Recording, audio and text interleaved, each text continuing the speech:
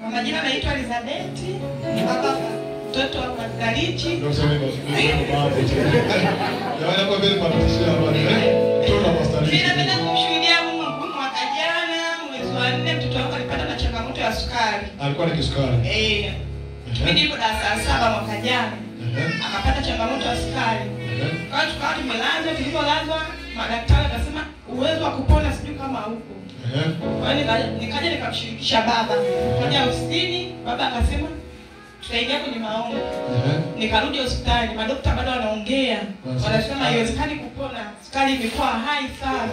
Unasema mtoto hawezi kupona. Hawezi kupona. Mimi nikajua tu baba yangu kwa sababu nimeshamshirikisha baba kila kitu kitaisha. Baadaye madaktari akasema mtoto arudi katika hali yake. Sasa hivi sukari imefika 9 ngapi? Wakasema arudi kwenye hali yake. Tumshukuru Mungu. Akawa anashangaa sasa imekuaje? Maana walitaka wanipeleke sasa Pelamio namba 10. Sasa mtoto apelekwe namba 10. Sasa imekuaje? Mbona imerudi haraka sana? Wenyewe hawajui kinachoendelea. Mimi najua ni pale nimekaa kimya kumwomba Mungu. Akatokea ule mwezi wa 4 alikuwa ajaenda shuleni. Baba kufika mwezi wa mtihani akasema kama atafanya mtihani darasa 7. Tokea ule mwezi wa 4 mpaka mwezi wa 9 alikuwa kufanya mtihani. Akaenda kufanya mtihani. Kwa uwezo wa Mungu akaenda kufanya mtihani na amefaulu darasa 7. Amefaulu? Amefaulu. Ameingia komwani. Juzi tumefika hapa mlikongamano akasema mlete mtoto mwenye sukari tumalizie tatizo lake. Yule mtoto alikuwa anachoma sindano kila siku asubuhi na jioni sindano anajichoma mwenyewe. Alikuwa anajichoma mwenyewe? Anajichoma mwenyewe na ana kipimo mwenyewe anapima sukari kama imepanda anajichoma. Yuko wapi mtoto? Hajafika hapa. Akawa anajichoma anasema mama mimi nimechoka kuchoma sindano anajichoma mapajani. Nimechoka mama kujichoma sindano.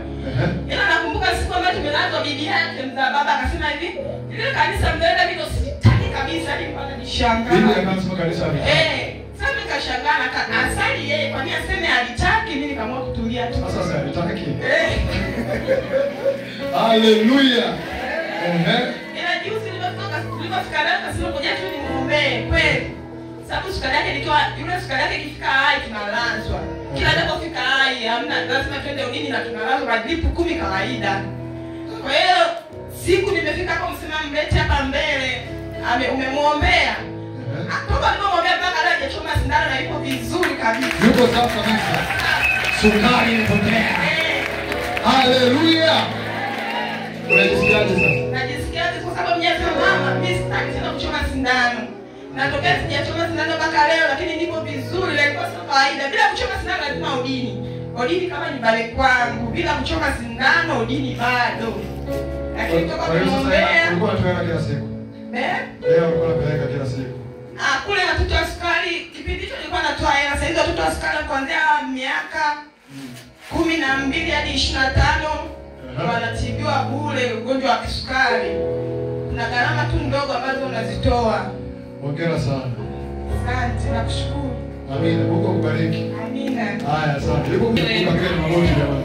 Wewe mpige magoti. Kwa majina naitwa Veronica Nyandindi. Sawa Veronica. Mtoto huyu nimepata kwanza. Karibu mpige magoti. Haya, simama kwanza. Nimependa kwa Yesu jamani sio ya kwangu. Moja kupiga magoti naomba nitubu katika madhabahu hii. Mtoto huyu nimepata katika madhabahu hii. Lakini napitia vita kali sana katika huyu mtoto. Sasa unatumia nini? Baada ya kutoka baba Songea, nikaamua kwenda kwa waganga. Nikaona sasa niko peke yangu, baba yake kanisaliti, familia pia niko peke yangu. Na mtoto napitia changamoto kali. Nikaamua kwenda kwa waganga. Napo nimeenda kwa waganga mtoto bado anasumbua. Nikaamua kurudi tena kanisani. Baada ya kusikia nimekuja. Nikaamua kurudi tena kanisani. Niliporudi kanisani nilifunga vidudu wanaofukaga waganga vyeusi nikamfungua vyote. Hivi mtoto wangu hapa ila ana changamoto ya mgongo, anaishiwa nguvu. Sasa mtoto anapatikana kanisani, nguvu ana kwa usiku. Sawa, toba yako Mungu amesikia. Pia na changamoto na familia, ndio hivyo natengwa na familia. Baada ya kuwa tu nimeokoka, nikawa natengwa na familia, na baba yangu hapendi kabisa, napitia vita kwa baba yangu, hataki kabisa ulokole. Nilipoenda na mtoto akaniambia, huyu mtoto umemfanyia mila gani huko kanisani kwenu? Nikamwambia hamna. Akasema ole wako, umpeleke tena. Ukimpeleke tena atakavyomkuta ni shauri yako. Nikatoka kule kuja huku, napo bado uchumi hivyo hivyo, nahangaika, nauza mkaa, nauza ndizi, bado maisha yangu hayaendi. Pole sana. Asante. Lakini leo yote yanaisha.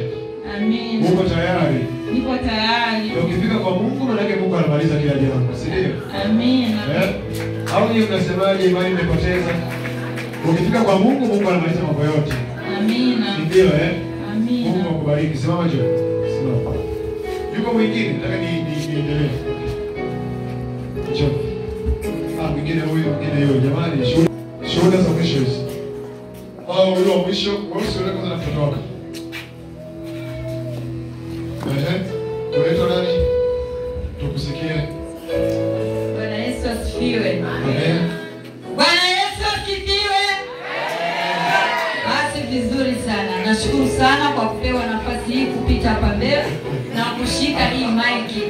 Maana ni miujiza. Muujiza wenyewe umetokana na nguvu ambayo anayo baba yangu Pastor Richi. Jana asubuhi baba ndio walikuwa wamefungulia, ametoka kwenye mfungo. Mimi nikasema naenda kazini, naomba baba ruhusa niende kazini. Huko huwa nashinda mnadani huko. Sasa nilipofika pale, kabla sijatoka hapa, nikawaza nikasema mbona kule biashara yangu haiendi vizuri? Na baba yangu yuko hapa tena ametoka kwenye mfungo mkali. Kwa nini nisichukue maji? Nikaenda kuchukua maji huko ndani alikuwepo. Nikaja kwa baba hapa najizungusha kwa sababu alikuwa bado ndio anaanza kufungulia. Ulikuwa unanipezea. Wewe unajizungusha nini hapa? Nataka lazima nitamkie kitu, nisitoke bure hapa ndani. Nani alikwambia hivyo sasa? Baba sasa alikuwa ananiambia mimi, sasa mbona unazunguka tu hapa? Kuna shida gani? Mimi roho nasema mpaka anitamkie leo, lazima nitamkie. Nimeshika maji yangu. Nikafika hapa nikasema baba naomba uniombee maji haya. Nikuombee? Unataka nini? Naomba baba uniombee. Akasema sawa leti. Akashika tu hivi. Yaani kwa akili ya kawaida unaona kama vile ametania. Yaani kama vile ametania. Akasema nenda kafanikiwe. Aliyashika tu hivi akasema nenda kafanikiwe. Ile kauli imeleta mambo ya ajabu, na mimi nilikuwa nimeinua kiwango changu cha imani. Nikasema baba ametamka na itakuwa. Na kweli nilipofika kule jana mvua ilikuwa inanyesha. Nafikiri kama pastor alikuwepo anashuhudia. Maana mvua ilinyesha kule, mambo yakawa ovyo. Saa karibu tunataka kuondoka saa 12 ndio mvua inakata. Alitokea mtu mmoja, mimi nilimuita sijui ni Mthailand yule sijui ni mnani. Mfupi hivi, yaani mfupi unaweza kumdharau. Amefika pale ananiuliza, "Wewe tenge kibegani?" Nikasema ananisanya. Tunajua mambo ya mnadani. Begani hiki nikamtajia 15,000. Sina hata 100. Nadaiwa huko kwenye basi, kwenye gari tunalopanda. Nitafanya nini? Mungu alisikia, yani vitu vilivyotendeka pale sikuamini, afu nikaruka kwa pesa niliyopewa na shusha hizo weka hapo. Haya kanga hiyo shusha weka hapo. Begani nikasema unashindwa, akaanza kubonyeza mwenyewe anapiga hesabu. Haya shika hiyo hela hapo. Nikasema asante, namshukuru Mungu. Nimepokea, nimerudisha change. Sikuamini alipoondoka pale. Watu wa Mungu jamani, tuamini Mungu hapa. Nilichanganyikiwa. Nikatoka nikaenda kwa jirani yangu nikasema hebu nitizamie hii ni hela kweli au ni makaratasi. Kupitia yale maji, mengine nilikunywa, mengine nikaenda nikarushia nikasema mbona wenyewe wanafanya mambo yao ya mazingira zingine. Na mimi leo narushia. Nikanyunyiza kwenye nguo mle. Jamani lete. Nikabaki tu. Jamani hapana, kesho lazima na mimi nikasimame pale madhabahuni. Nitoe ushuhuda, nimbue huyu mjinisi aliyekamata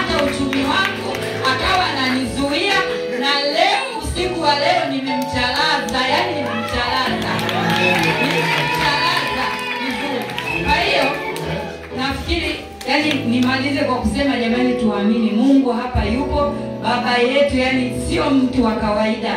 Kwa kumwangalia tu macho ya kawaida tunaona ni mtu tu, lakini sio kiumbe wa kawaida.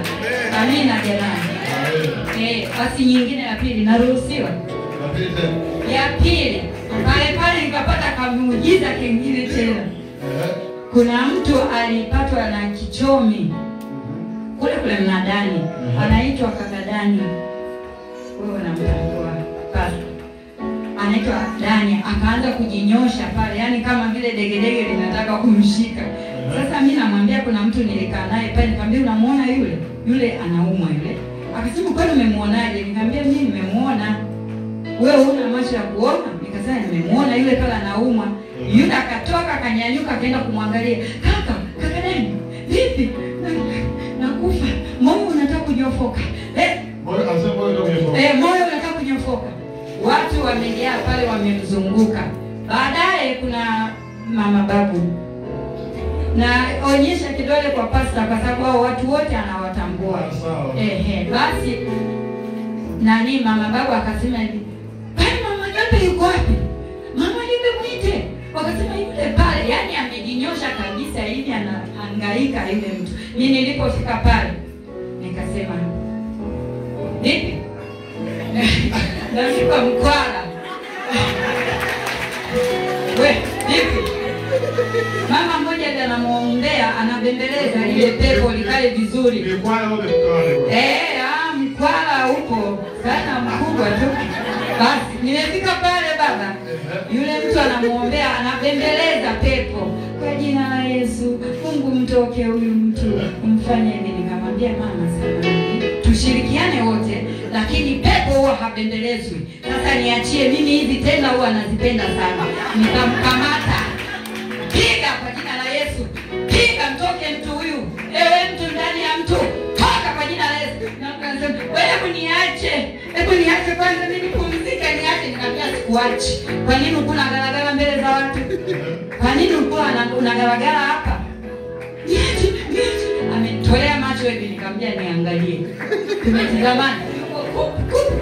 Nikamwambia wewe ni uchawi, kuna mahali ulikwenda ndio sasa leo vinakurudi. Rudisha vitu vya watu.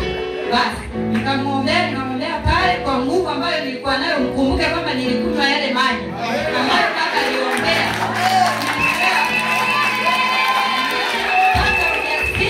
Nikapata ujasiri wa ajabu. Sema pale nikatoka. Nikamwambia ni watu wote tawanyikeni, mwachieni hapa apate hewa. Maana hapa sasa mnapomzonga atazidi kujilegeza. Unajua mapepo majanja. Basi nikaambia nashukuru kwa leo, mwachieni. Mimi nikatoka nikaenda kwenye meza yangu. Nimekaa pale, nikamwacha tu. Baadaye nasikia kapata kula chakula. Kwa hiyo napenda kusema kwamba nashukuru sana, madhabahu hii ni madhabahu ya ajabu. Tumezunguka kote. Mimi mama Jembe mnaponiona ni mjeuri wa kiroho, lakini sio ujeuri mwingine huko kwingine hapana. Mimi ni mjeuri wa kiroho, maana natambua najitambua na ninatambua. Kwa hiyo nashukuru sana. Hapa ni vitu vya ajabu hapa yani sio pa kucheza napo. Hapa sio pa kucheza napo. Tumwamini Mungu aliye ndani ya baba yetu. Tumefika mahali salama. Amen. Basi napenda kushukuru. Sadaka yako naweka jamani. Wape kumi. Wewe ni za Thailand sio? Thailand. Hallelujah. Wewe ni mtu wa maombi kanisani. Kwa hiyo ndio wale wanaona ujasiri na. Sasa wewe nani ni nani?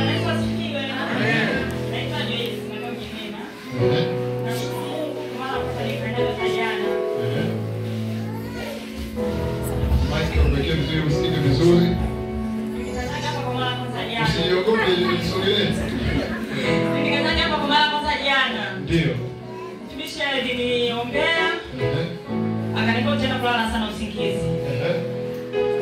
Lakini nilipofika pale nikalala kweli leo. Lakini nikajifosi nikalala. Baada ya kulala wake shudamu ni kwenye note maana niseme ukweli. Nikaona kama niko shambani,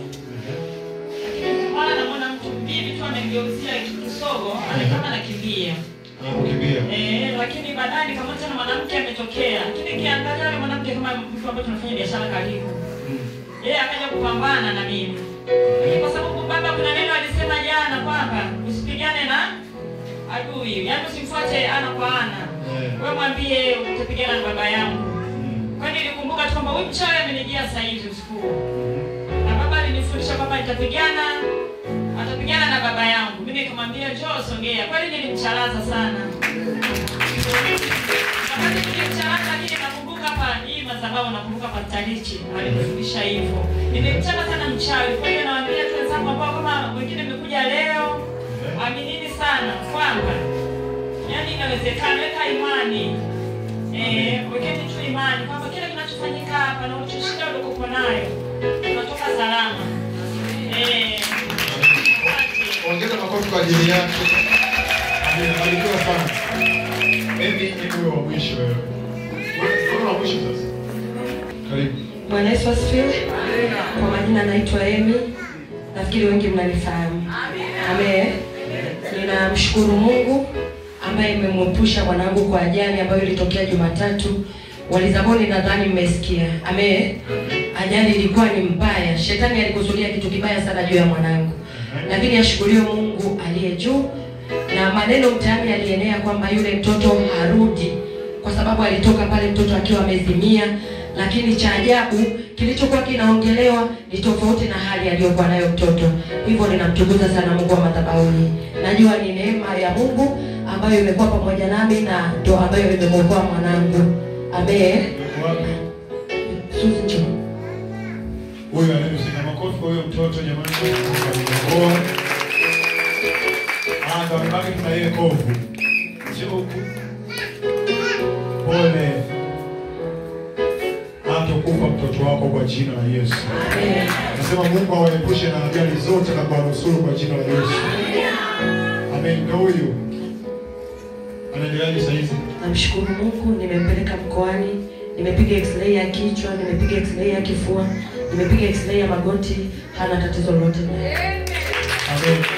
Mungu ambariki watoto wako kwa jina la Yesu. Amen. Wakati wengine watoto wanaenda kucheza na mzazi uko nyumbani unajisahau na adui anafanya kitu, lakini Mungu awaepushe huko kwa aliko kwa jina la Yesu. Lakini pia ashukuriwe Mungu kwa ajili ya mama yangu. Aliposikia kwamba mtoto amepata ajali, alikuja haraka sana kwa sababu mtoto mapigo ya moyo alikuwa anaenda kasi. Kwa alipokuja mama akafanya maombi akafanya maombi kwa upana sana, akazifunga zile roho. Kwa hiyo nilipofika hospitali kila kitu kilikuwa chepesi. Mama kwa maana ya askofu sasa. Amen, askofu wetu. Makofi kwa bishop leo. Amen. Mungu awabariki sana. Mungu awabariki sana. Amen. Amen. Amen. Jamani naomba tumalizie hapo na hawa tumekiona. Naomba tumalizie kwa break sana. Naomba tumalizie hapa ili nipate muda. Hiyo kesi ya mtoto wako baba yako anajua. Lini hizi achana nazo? Hizi achana nazo.